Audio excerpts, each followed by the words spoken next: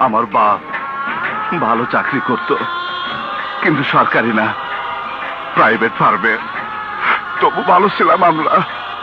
আমার বাপ একদিন স্ট্রোক করে প্যারালাইজড হয়ে গেল। আমার মার উপর পড়লো সংসার চালানোর ভার।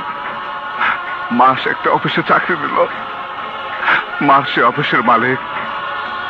আমার মা গরিবের সুযোগ দিল। আমার মা টাকা দরকার ছিল আমার বাপের চিকিৎসার জন্য আর সংসার চালানোর জন্য। আমার বাপ মার এসব ঘটনা দেখে মার উপরে খুব রাগ করত। ওষুধ খেতে চাইতো না। আমি ওষুধ খাওয়াতে গেলে আমার বাপ করত।